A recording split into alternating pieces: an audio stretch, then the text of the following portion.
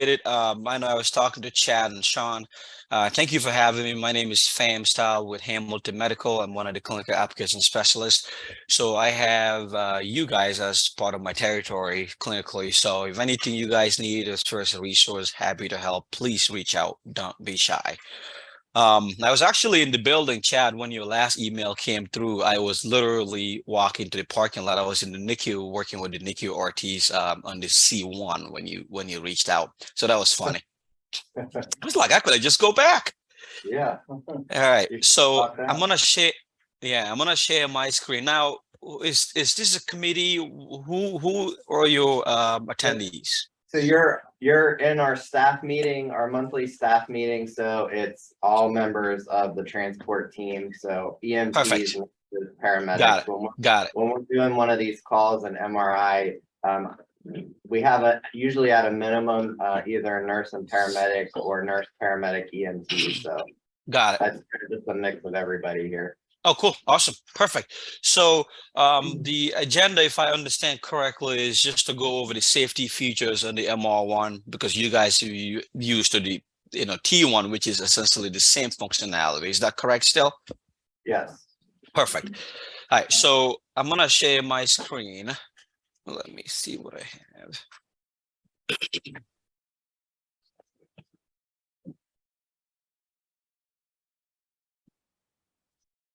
Let's go over the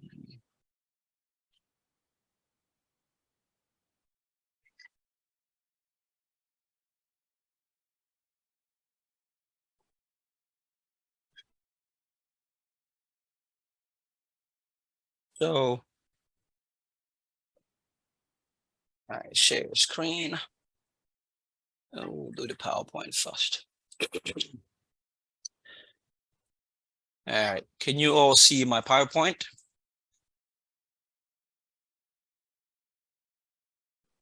Yes. Perfect. Awesome.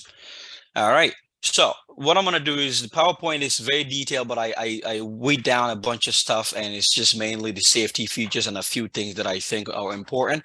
And I'm gonna switch back to our website, which just got revamped, and it has a very good explanation and displays of the MR1, which I want to talk about a couple of features that I couldn't find a better video to show.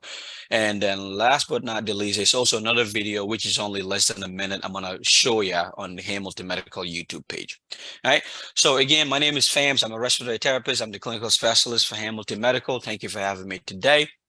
So we're going to talk about the safety features in the MR1. All right. So the MR1 is classified as an MR conditional ventilator. It uses a Tesla SPY and Tesla static magnetic field scanner. So essentially, what that is it has a Tesla SPY that just constantly monitor your ventilator for any safety issues in relation to your in relation to your magnet, basically. Okay, it has some awesome features. It does non-invasive, invasive, obviously, NIV, high flow features. So basically, everything that your T1 can offer, the MR1 can offer. All right. It has two batteries. The two batteries are non-swappable compared to the T1, which one of them was swappable. But the MR1 has two batteries that are non-swappable. Each battery is 4.5 hours. So you have about 9 hours of battery life altogether. Right. The components of the trolley, excuse me, non-ferrous metal, and then also it has dead man brake, which I'm going to show you that in a minute, and then the dead man brake, which obviously if you're in the MR suite you can lock that way the ventilator, just in case roll something like that, the dead man brake will obviously avoid that. Okay. And of course, the MR1 it's an ICU ventilator, compact enough, number one, for transport, number two, to be in the MRI suite. I don't know what you guys used prior to this, but where I used to work prior to this job, I worked 3 years in the ICU. I'm sorry, 5 years in the ICU, and we use the pneumatic ventilator, which only have dials and stuff like that, and it doesn't offer you much. So the MR1 obviously gives you everything any ICU ventilator will give you and more. This obviously, provide you with uninterrupted ventilation from the ICU to the MRI. Now, if I may ask you guys, do you normally leave the your MRI ventilator in the ICU, or you go in the MRI suite, or you go back and forth? We would go to the floor to get the patient, put them on the transport ventilator, and then bring them down on a T1 down to MRI. And up until now, we would put them on the LTV once we got to MRI.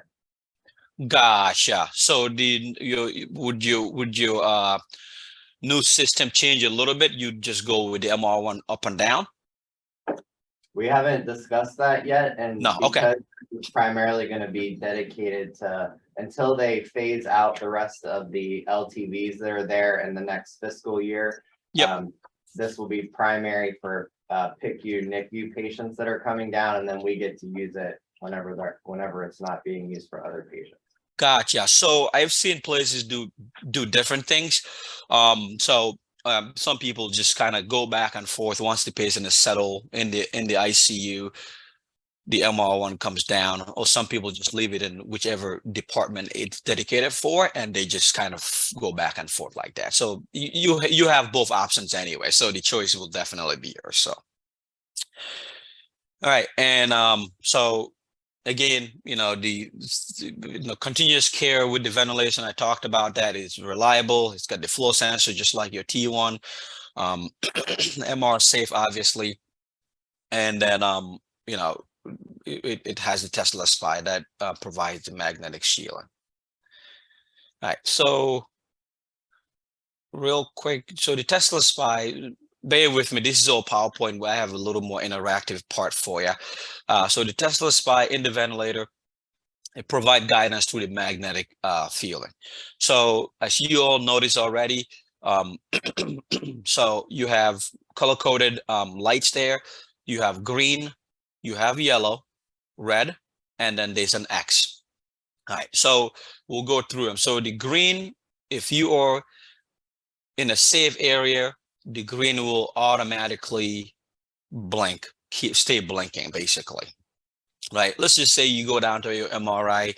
As you get close to the magnet, your green will stay blinking. The closer you get, if you get too close, the yellow will start blinking, letting you know you're too close to the magnet, and then you'll take a step back. Basically, you don't want to see the yellow. The yellow is not a bad thing, but it's just warning you that you're a little too close to the magnet.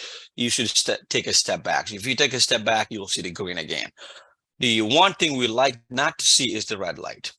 Right, red is not good because it's that you are too close to the magnet. The magnetic field is unacceptably high, and if the red goes off, unfortunately, it'll stay. Your ventilator will stay alarming, and it has to be serviced. So, which is why you have the two lights before the red to let you know that something needs to be done. Essentially, we like to always see the green. Okay, and believe it or not, I do a lot of this. I was recently out in Maryland in a different area, but we went down. We went down to the MRI. Usually, I like to do that. So if you guys want me to do this, I can certainly come down. I don't know if that was done already, but some people, what they like to in the MRI suite. We walked down, brought the ventilator down. I helped them figure out the best and safe place for the ventilator. It gets very, very close to the magnet, which obviously helps with accuracy of your number, synchronization, and stuff like that. It gets really close to the magnet. So we get close to the magnet up until we get a yellow and step back. So what some people do is they put like some kind of red tape on the floor.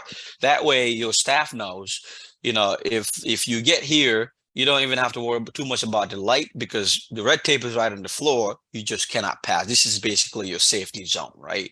So that's something, a little tip if you guys want to probably do something like that. It's usually very helpful with visuals when the staff goes with a patient to the MRI, but it gets very close, I have to tell you.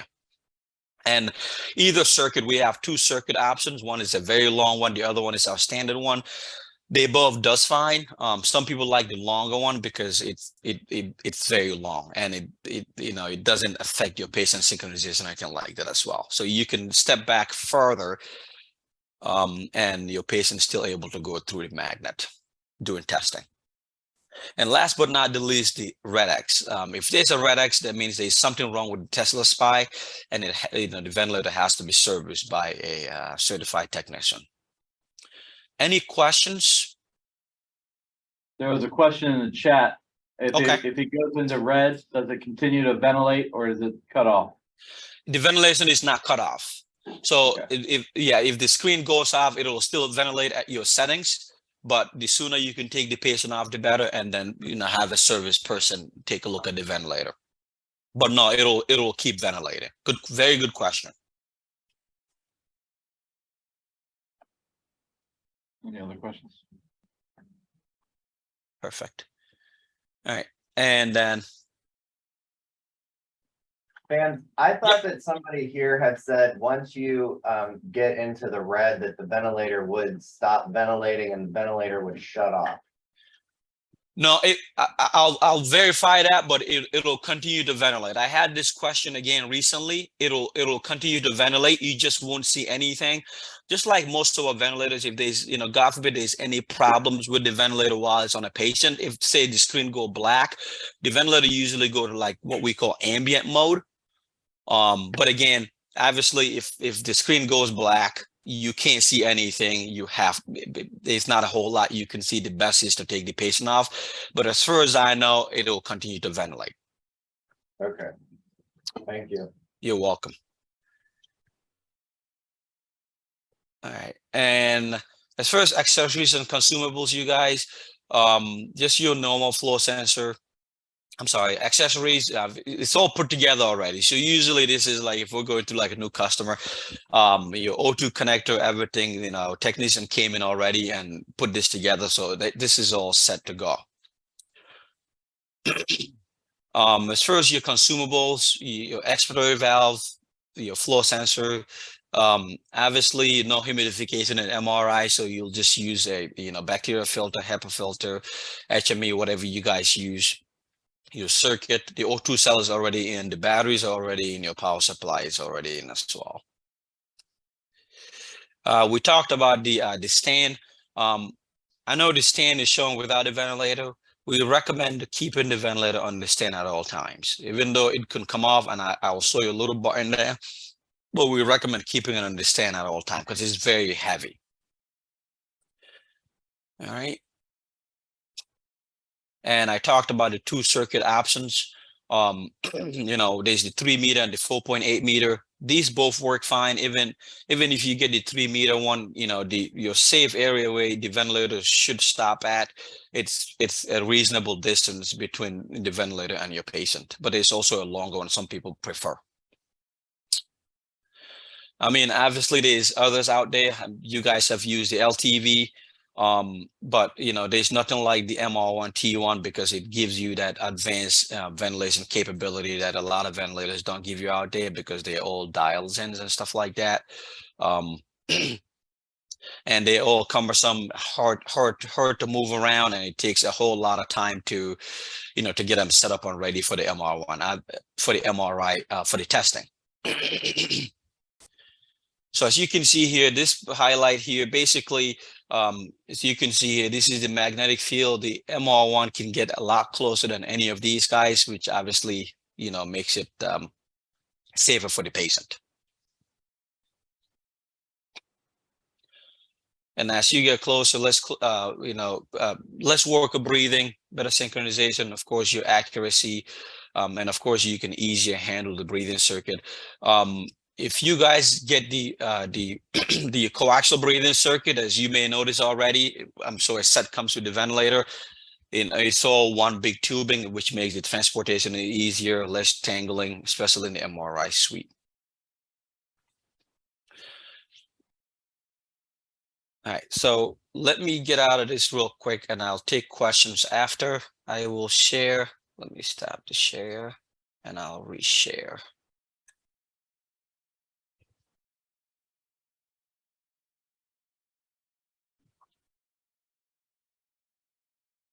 All right, perfect. So I have our website pulled up. Can you all see that?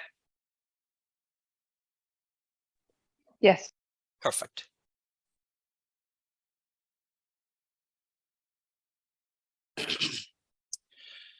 All right, I talked about a few things. Obviously, this is the ventilator itself. It's on the stand currently. So I talked about leaving it on the stand, but if you have to, if you must take it off the stand, just push the red button and pull it up, come off the stand.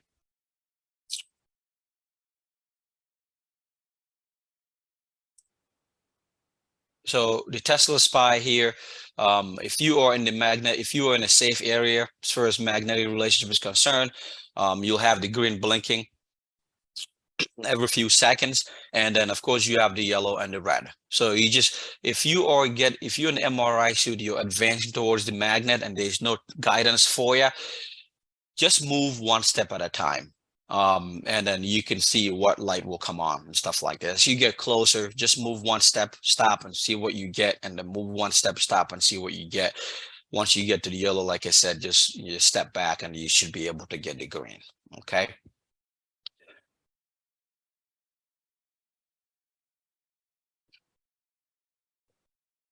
I talked about the handle. So if you are traveling from the ICU to the MRI or vice versa, what you want to do is you don't want to lock the brakes, right? So this little tab here, just pull the handle back. Once you pull that handle back, just push that little tab, and then the brakes would be off, right? And then you can easily travel. You don't want to activate the brakes during travel, which if you're holding the handle, pushing it, that's fine. But let's just say you got into the elevator, which is tight. Sometimes it takes a lot of coordination and stuff like that. You don't want to have the brakes locked, because if you lose control of the handle, I mean, you can extubate the patient or something could happen. So you don't want to activate the brake while doing travel, basically. But if you are in the MRI suite, you've found a spot, you parked already, patient is settled, definitely lock the brakes. Okay, once you lock the brakes, we call them the dead man brake, it'll activate those brakes. That way the ventilator won't, roll. Because I know some of the floors are very smooth and a little steep. So it's nice to just have that feature to lock the brakes. All right, and then that's the brake from the a different angle. All right, and I'm going to stop sharing there. Any questions about the dead man brake, anything like that, taking off the stand?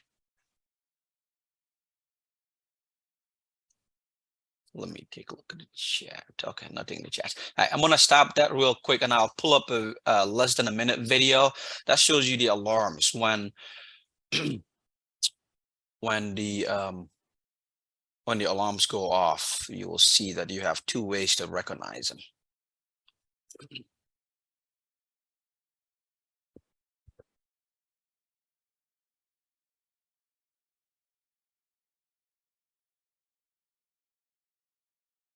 All righty.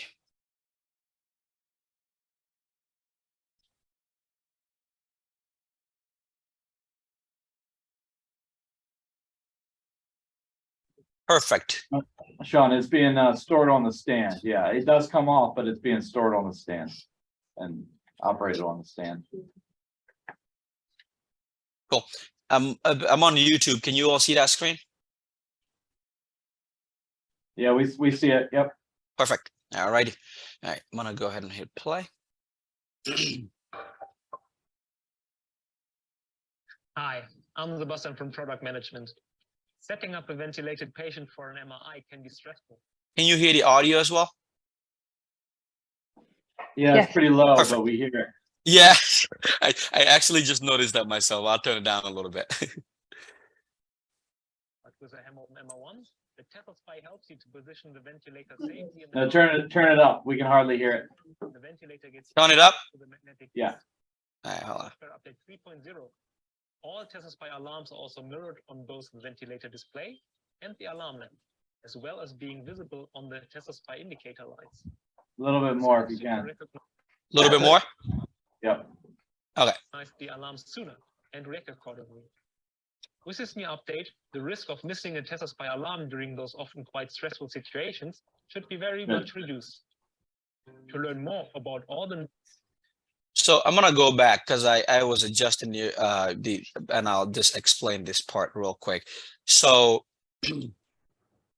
So what he's highlighting over here is that, and your ventilator should have the most up-to-date software.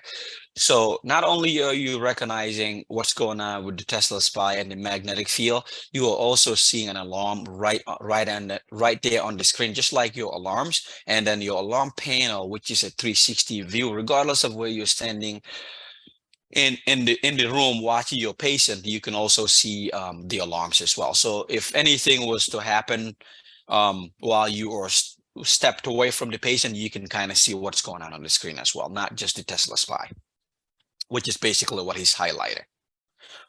This is even more helpful for you if you are right there with the patient, getting closer to the magnetic field, and you're looking at the Tesla Spy. Maybe you got distracted. You'll see a big old view here that'll tell you that you should move away from the scanner because you have the yellow light. So that is basically what he's highlighting here, which I thought is a very, very useful feature in addition to the Tesla Spy on the bottom. Any questions?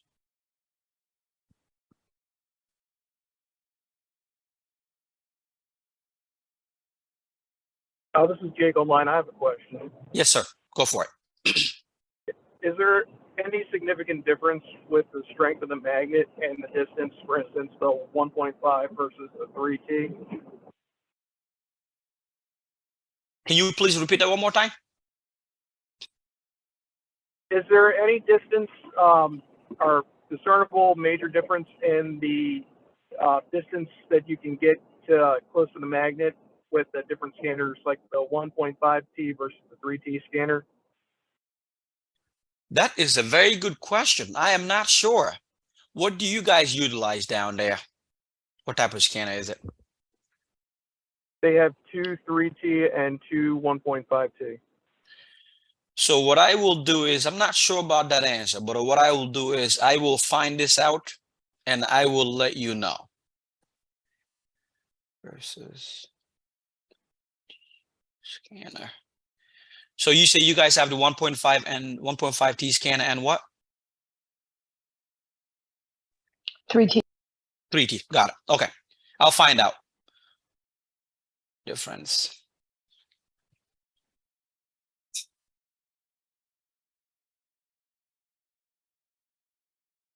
What I'll do is I'll find that out and I'll send an email to Chad and you can share with the team. How's that? Yep, that'll be good. Perfect. Anything else?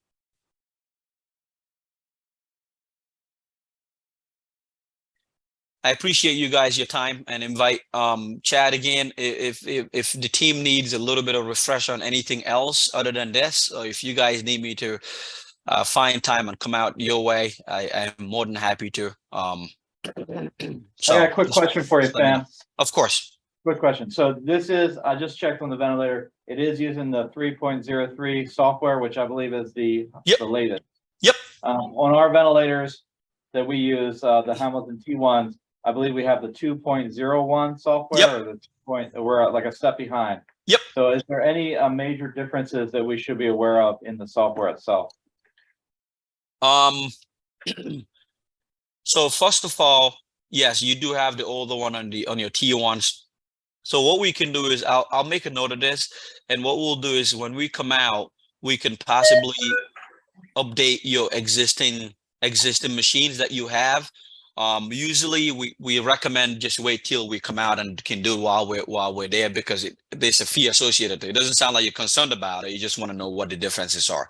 So I'll make a note of that part, so that way you are on the same page. Not a whole lot of major differences. You can obviously maybe sort of compare. A few things is that the pre-op check on the T1 software, on the T1, the 2.0 versus the 3.0, is that your pre-op check, it shows you pictures now when you do the calibration. So your old software just kind of tells you what to do. The newer software is show you pictures, because some people get a little confused on how to do the floor sensor, how to turn it. When it says turn it, that's a little confusing for some. So we take we take feedback from customers from the field and bring that over to the team. So one of the software's updates is that it gives you pictures instead of just telling you what to do. The other thing is also the alarms. That's one of the big ones. When the alarm goes, or let's just say it says high tidal volume alarm or something along that line on the top panel, the 2.0 just tells you. The 3.0, if you click on the alarm panel where it tells you what the alarm is, it brings you to the buffer screen that tells you what the alarm is. If you click on it again, it tells you how to troubleshoot that particular alarm. So, you know, I mean, a lot of the alarms are kind of, if you're operating a ventilator, you'll know most of the alarm, but sometimes you can get a quirky one that you have no idea what it is. That feature will kind of help you troubleshoot better. That's one of the other big difference, but it's not a whole lot, to be honest, as far as, and then the other one is also on the interface. Now you can add 2 graphics waveforms versus, I'm sorry, you can do 3 instead of 2. So on the older version, the 2.0, you can do your pressure and flow. On this one, you can do pressure, flow, and volume, just like the bigger ventilators, the ones with the bigger screen. There's a couple things here and there, but they're not major to warrant to be alarmed about, basically. But good question, though. Thank you. Yeah. Thank you so much. Yep. I also actually have I have a PowerPoint which I can actually email that highlights the updates from the 2.0 to 3.0. I think that'll be helpful. Yeah, that would be great. Okay, sounds good. I'll definitely email that over. All right, so I owe you guys 2 things. I'll get back to you on the scanner differences for distance that your team member asked, and then I'll get back to you on the software update PowerPoint. Sounds good. Thank you. All right. All right, you guys, I appreciate it. Thank you so much. I'll let you continue your staff meeting. Have a good rest of your day, and we'll talk soon. Thanks. You're very welcome. Yep, you're welcome. Thank you. All right, just one quick note that as I'm looking at this plan, guys, so a couple things about the operations, like how we're gonna sort of operationalize these things. I think as Chad said, for now, we'll leave this in MRI, and we'll just switch over into in MRI when we get there. Sound good. Then we won't have to worry about fiddling, taking it off the stand and all those things. We can always change our operations later on, but since this is going to be used by multiple different departments, not just us, we should leave it there. And then be prepared, I guess, to be able to use either the T1 or the either the Hamilton or the LTV, depending on what's available. And so if there's a patient that we have to leave on the Hamilton for some reason, we just need to communicate and coordinate with MRI and make sure that's available. When I was looking at this, go ahead and start it up. So when I was looking at this one, this is being controlled and configured and all by respiratory. So okay, so the configuration is set up the same as ours as far as what you see on the screen. You've got your peak pressures at the top and your respiratory rate at the bottom. I was just wondering about that because I know on the C1s, they've actually got them flipped.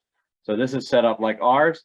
The only difference that I noticed is when you go to your settings, you are going to be setting an I to E ratio as opposed to an I time. So click on the controls there. So if you see, those of you in the room, when you go to your control setting, you actually will set your I to E here, and you can see what your I time is down here. So it's just the opposite way ours is configured. So if you're switching over to this, you'll know what your I time is on the T1. You'll just dial your I to E to match that. Make sure that you're doing that. Otherwise, it looks the same. It looks like it defaults into ASV mode when you first turn it on, but you'll be able to select your mode just like you normally do. So otherwise, it looks very much the same. All right. Any thoughts or questions?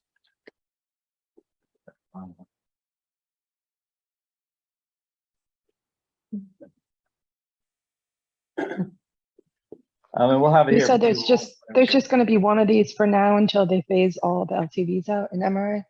Yeah, FY23, they will replace the other ventilators that are in MRI. So I think we're in FY23 now, so hopefully by the end of the year. Thank you. And Chad was saying they are stocking the long tubing is being stocked in MRI. And that's what supply fixes. And I'm assuming it does have a tether on it like we have with the LTV. So when he was talking about the line, I guess that's what the tether is for. Yeah, that's you. It took me a while to figure that out this morning when I went up and got it. All right, excellent. So this is exciting. This will be nice. Mhm. Any thoughts or questions about? So this is ready to go now. If you got right, John.